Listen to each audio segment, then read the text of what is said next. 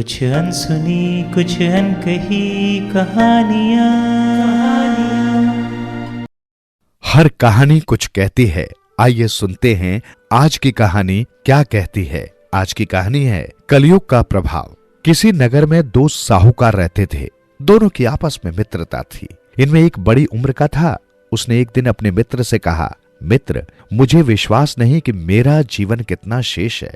मैं तुम्हारे पास 1,00,000 रुपए देता हूं। मेरी मृत्यु के बाद यदि मेरी पत्नी और बेटे को जरूरत महसूस हो तो उनकी इस पैसे से मदद करना। उसने मित्र को दिलासा दिया कि वो चिंता न करे। ये बात उसने अपनी पत्नी को भी बता दी कि 1,00,000 रुपए अपने मित्र देवीदास के पास दिया है। वो तुम्हारी समय आने पर सहायता करेगा। मेरे जीवन का अब क्या भरोसा, जरूरत पड़ने पर उससे रुपए मांग लेना। साहूकार ने उसकी इस बात पर नाराज हुई कि ऐसा क्यों सोच रहे हो। समय का फेर। कुछ ही दिनों बाद साहूकार माधवराम की मृत्यु हो गई। अब साहूकार ने और उसका बेटा अकेले रह गए। बेटा भी छोटा था, काम नहीं चल सका। जिनसे पैसा लेना था वे देने में आनाकानी करने लगे। शीघ्र ही उनके बुरे दिन आ गए। धीरे धीरे उनका लड़का भी विवाह योग्य हो गया, किंतु विवाह तो तब हो जब वो कोई कारोबार आगे बढ़ा पाए। आखिर उनका रिश्ता तय हो गया। विवाह के लिए साहूकारनी को पैसे की जरूरत पड़ी तो उसने पति के मित्र देवीदास से पैसा वापस मांगना उचित समझा। उसने देवीदास को कहा कि बेटे का विवाह तय हो गया है, आप मेरे पति द्वारा आपके पास रखे रुपए दे दें तो विवाह ढंग से हो जाएगा। देवीदास ने मित्रता की दुहाई देते हुए मदद करने का दिलासा दिया, किंतु वो उसके पति द्वारा दिए 1,00,000 रुपए के लिए साफ मुकर गया। हालांकि बार बार 10-15 हजार की मदद की बात करता रहा। साहूकारनी निराश हो गई। संकट के काल के लिए साहूकार तुम्हारे पास 1,00,000 रुपए जमा करवा गया था। तुम रुपए लौटाने की बात छोड़ 10-15 हजार की मदद करने को कह रहे हो। जाओ, तुम्हारा कभी भला नहीं होगा। देवीदास भी नाराज हो गया। मुझ पर झूठा इल्जाम मत लगाओ। मेरे पास कोई पैसा नहीं। झूठ बोलना है तो कहीं और जाकर बोलो। साहूकारनी रोती रोती वहां से वापस आ गई। वो राजा के पास गई। राजा ने पूरी कहानी सुनी। फिर साहूकार देवीदास को बुलाया। उससे पूछा कि क्या साहूकार माधोराम ने कभी 1,00,000 रुपए जमा करवाया था। देवीदास ने कहा, महाराज, मैं एक माना हुआ साहूकार हूं। मुझे क्या पड़ी थी कि मैं साहूकारनी के पति माधोराम से 1,00,000 रुपए लेता। ये झूठा आरोप है।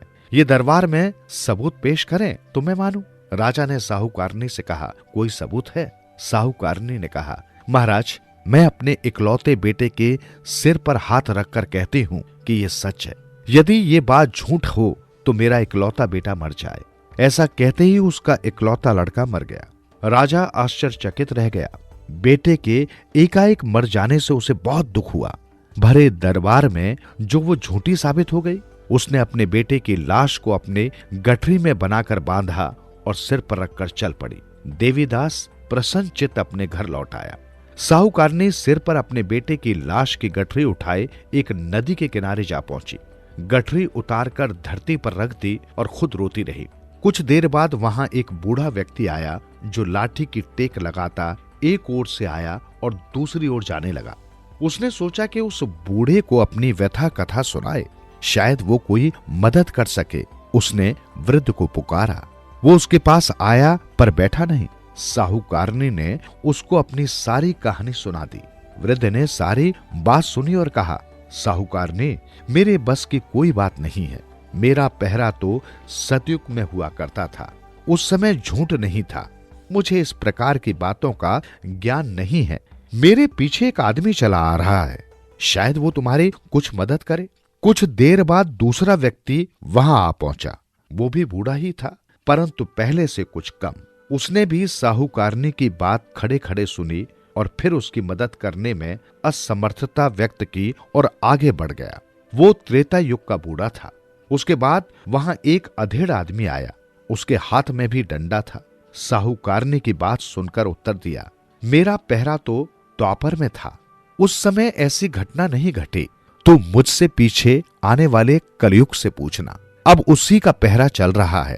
अंत में कलयुग आया। युवक सुंदर, तेजवान और चुस्त। साहूकारनी ने उसे अपने पास बुलाकर बैठा लिया और आदि से अंत तक अपनी सारी व्यथा कथा उससे सुनाई। उसने कहा, मेरा नाम कलयुग है, आजकल मैं ही पहरे पर हूं। मेरे राज्य में सच बोलने के लिए आदमी को दंड भोगना पड़ता है। तूने सच कहा, पुत्र खोया और सभा में झूठी साबित हुई। अब लौट जा और अपने बेटे की लाश राजा के पास लेकर जा।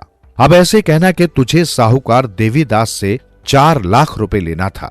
साहूकारनी हैरान थी, उसे उस पर विश्वास तो नहीं हुआ। फिर सोचा, शायद ये सच कह रहा हो, मेरा बेटा फिर से जी उठे। इसी आस में लाश की गठरी सर पर उठाई और फिर राजा के पास पहुंच गई।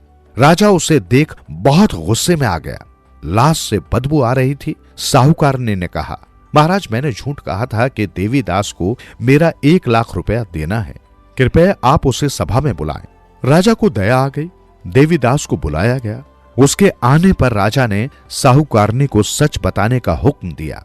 साहूकारनी ने कहा, महाराज, सच तो यह है कि मेरे पति ने देवीदास के पास 4 लाख रुपए जमा करवाए थे। मैंने कम बताया कि क्या पता ये इतनी रकम लौटा भी पाएगा या नहीं।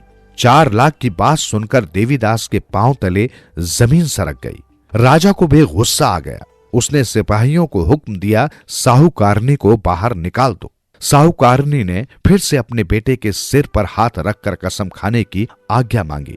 राजा कुछ शांत हुआ और इजाजत दे दी। साहूकारनी ने अपने बेटे के सिर पर हाथ रखा और कहा, यदि मैंने देवीदास से 4 लाख लेना है और ये सच है तो मेरे बेटे को जीवन दान मिले। इतना कहते ही बेटा उठ खड़ा हुआ। राजा और दरबारी हैरान रह गए। राजा ने तुरंत साहूकारनी को 4 लाख देने का हुक्म सुनाया। देवीदास को दंडित भी किया गया। सुनते रहो दिल से यूं ही कहानियां। कहानियां आपकी, हमारी और सबकी, जो दिलों को छू लेती है। सुनते रहें कहानियां।